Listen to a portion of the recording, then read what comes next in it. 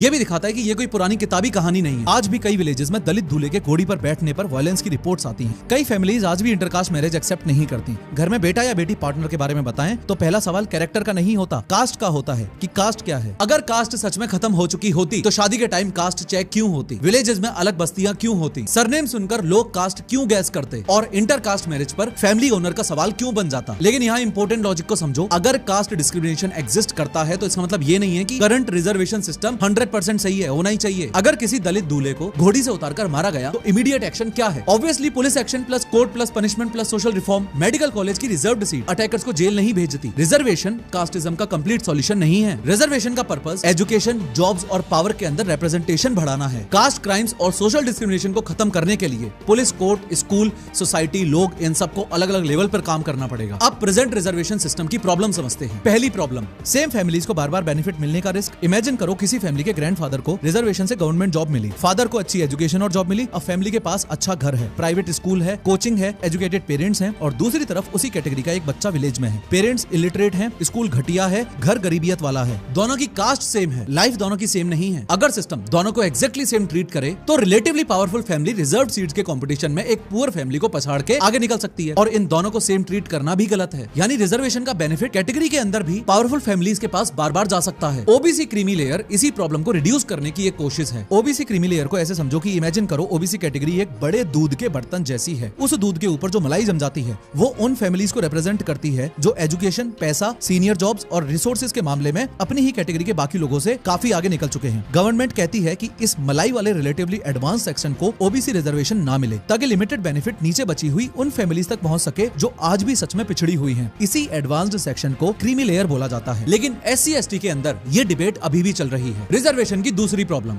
गरीब general category वाले student. Reservation debate में कई बार इस जैसे स्टूडेंट्स की प्रॉब्लम को कंप्लीटली इग्नोर कर दिया जाता है। मान लो एक जनरल स्टूडेंट के फादर फार्मर या लेबरर हैं, फैमिली पर लोन है, गवर्नमेंट स्कूल में पढ़ा, कोचिंग नहीं मिली, लेकिन उसे हायर कट ऑफ क्लियर करना पड़ रहा है और रिजर्व्ड कैटेगरी का financially strong student lower cut off पर सीट ले सकता है। पुअर जनरल स्टूडेंट को ये अनफेयर लगेगा और ऑनेस्टली इंडिविजुअल लेवल पर उसका दर्द एकदम वैलिड है। उसे सिर्फ ये बोल देना कि भैया तुम्हारे तो एंसेस्टर्स एकदम प्रिविलेज थे, उसकी आज की प्रॉब्लम्स को थोड़ी ना सॉल्व करता है। इसीलिए EWS रिजर्वेशन ऐड किया गया। लेकिन रिजर्वेशन के अलावा पुअर स्टूडेंट के लिए scholarships, free coaching, hostel, good schools और एजुकेशन लोन्स भी जरूरी हैं। हर पुअर स्टूडेंट्स की प्रॉब्लम का सॉल्यूशन सिर्फ कोटा नहीं हो सकता। रिजर्वेशन की तीसरी बड़ी प्रॉब्लम, रिजर्वेशन पॉलिटिक्स। रिजर्वेशन का बेनिफिट जिन कम्युनिटीज को मिलता है वो पॉपुलेशन का बहुत बड़ा हिस्सा है। कोई भी पॉलिटिकल पार्टी इजीली ये कभी नहीं बोलेगी कि हम रिजर्वेशन को रखेंगे या हटा देंगे या कम करेंगे, क्योंकि उससे वोट्स पर डायरेक्ट नुकसान पहुंच सकता है। इसलिए रिजर्वेशन के अंदर नई कैटेगरीज ऐड करना पॉलिटिकली आसान होता है, लेकिन किसी कैटेगरी को रिमूव या रिव्यू करना ये बहुत डिफिकल्ट है।